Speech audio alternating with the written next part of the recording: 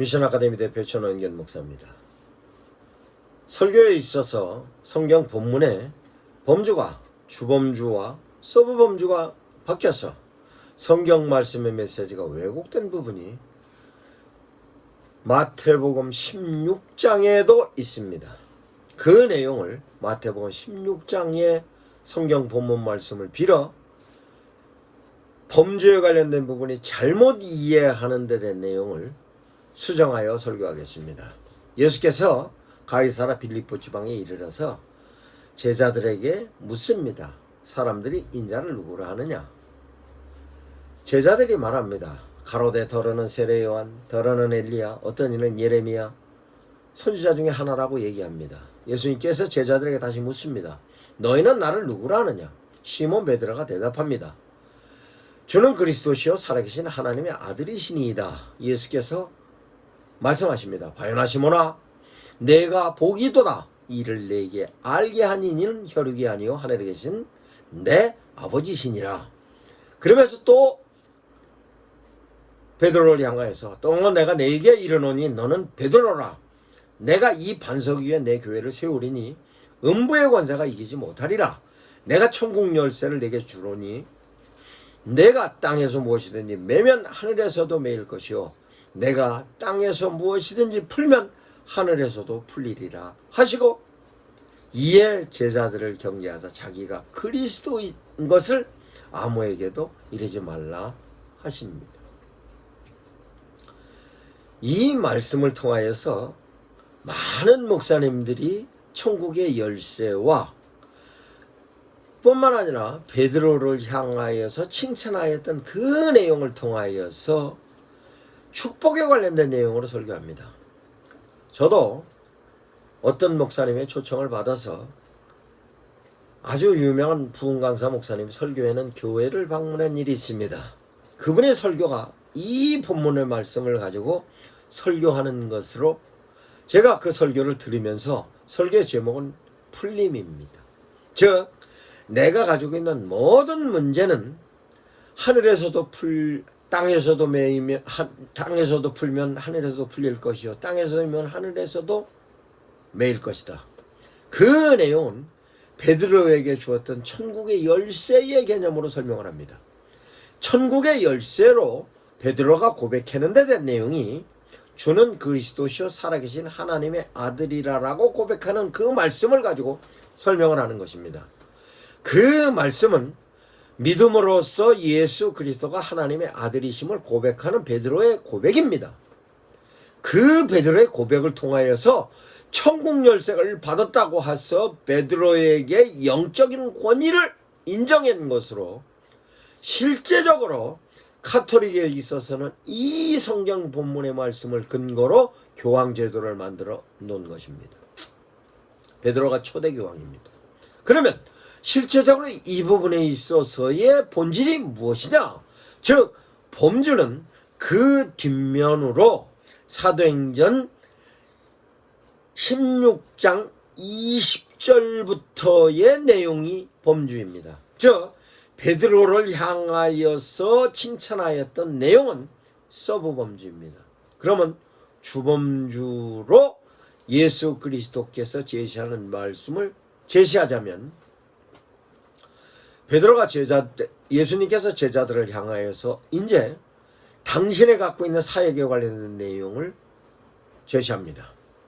예수께서 예루살렘에 올라가 장로들과 대제사장들과 서기관들에게 많은 고난을 받고 죽음을 당하고 제3일에 살아나야 할 것을 제자들에게 이제 가르치기 시작합니다. 그 말씀을 들은 베드로가 예수를 붙잡고 가나요? 주여 그리 하지 마옵소서. 이 일이 결코 주께서 미치지 아니하리이다. 예수께서 돌이키시며 베드로에게 이르시되 사탄아 내 뒤로 물러가라. 너는 나를 넘어지게 하는 자로다. 내가 하나님의 일을 생각지 아니하고 도리어 사람의 일을 생각하는도다 하십니다. 예수께서 제자들에게 이르시되 다시 말씀하십니다. 그 내용은 추후에 다시 설명합니다. 그러면 이 말씀에 관련된 내용을 베드로뿐만 아니라 제자들에게 제시할 때의 상황을 설명을 해보자면 가이사라 빌립보라는 도시가 어떤 도시인가?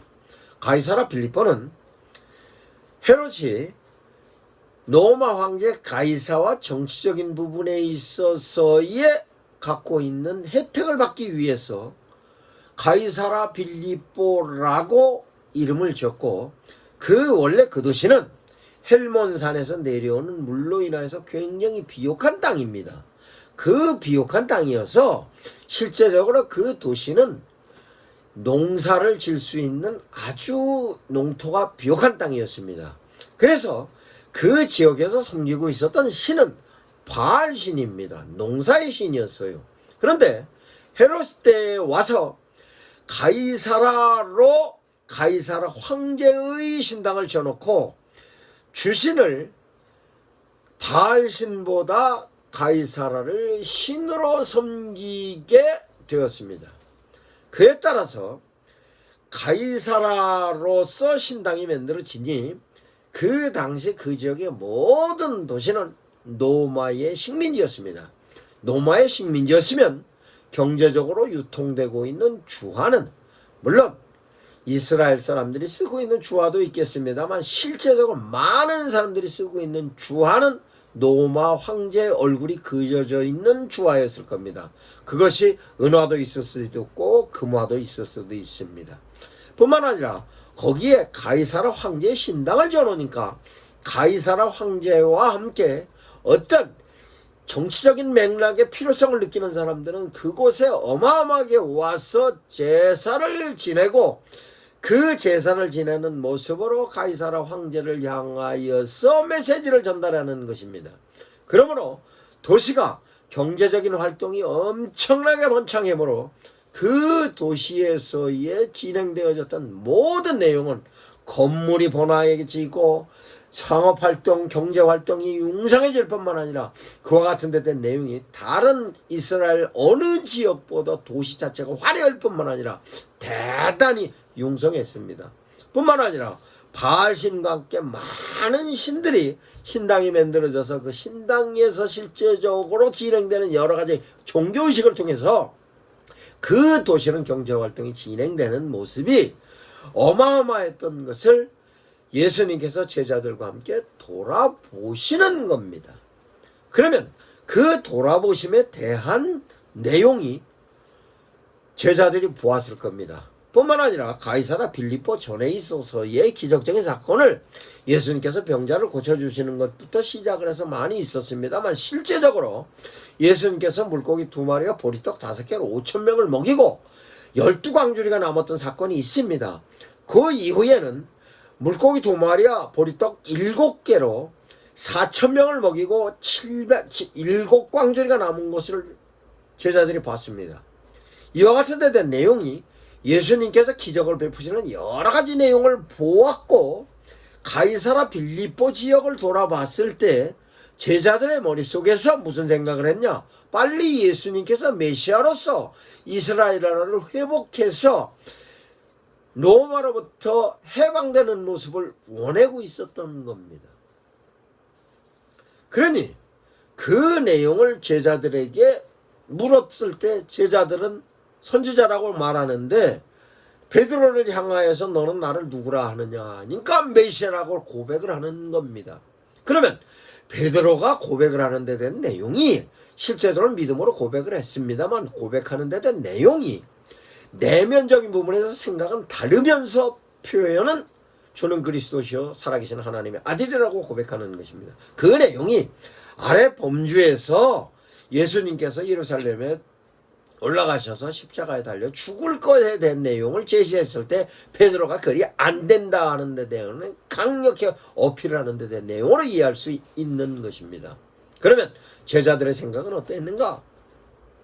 예수님께서 빨리 이스라엘 나라를 회복해놓은 메시아로서 회복을 하면 나는 이 자리에 앉을까 저 자리에 앉을까, 이게 끊임없이 제자들이 그 내용을 갖고 내가 어느 자리에 관련된 내용을 끊임없이 놔뒀던 모습이 성경의 복음서에서 여러 개 기록이 되어 있는 겁니다. 그러면 실제적으로 사도행 마태복음 16장에 관련된 내용은 뭐냐?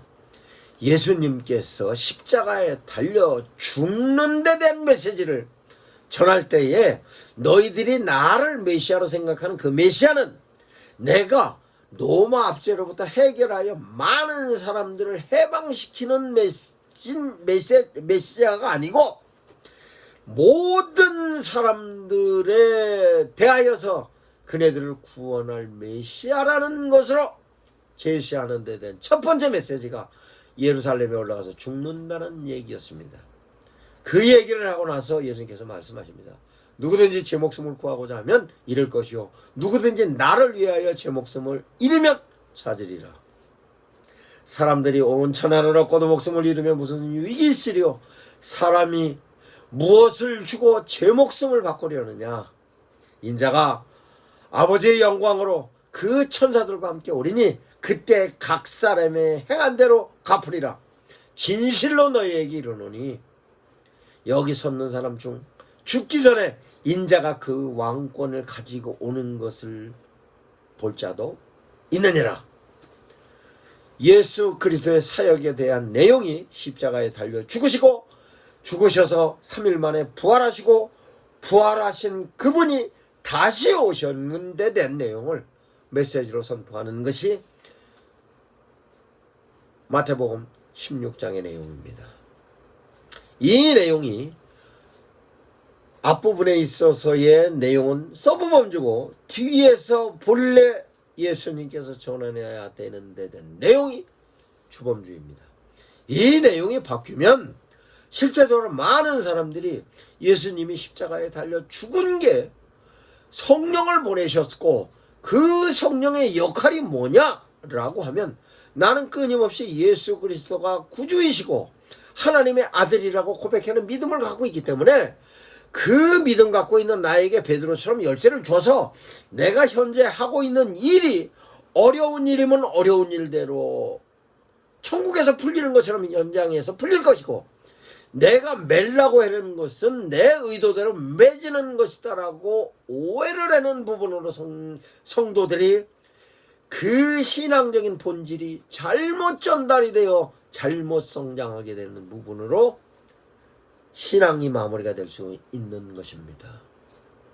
복음은 내가 예수 그리스도를 믿어서 축복받는 데 대한 축복의 개념이 내가 의도하고 있는 부분에 있어서의 관련된 내용이 예수 그리스도와 일치하지 않으면 그 부분은 해결이 안 됩니다. 천국 열쇠는 예수 그리스도가 천국 열쇠입니다.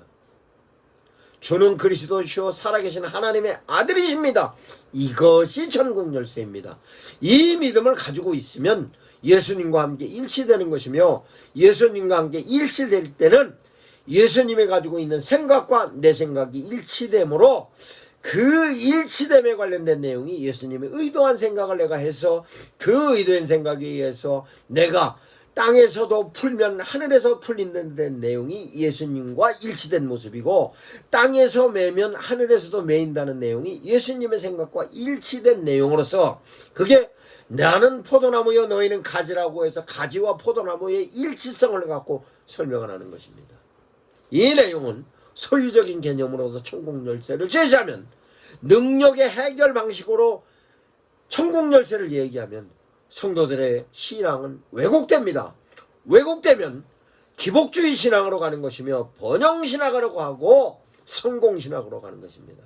이 부분이 2000년 동안 기독교가 완전히 변질되어졌던 모습으로 지금까지도 아직도 쇄신되지 않는 복음의 본질인 것입니다.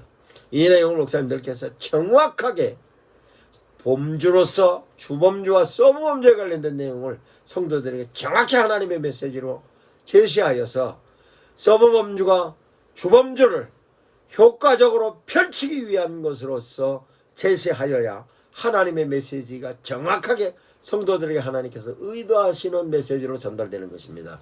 이 내용이 한국교회를 살릴 수 있는 대안이 되는 것입니다.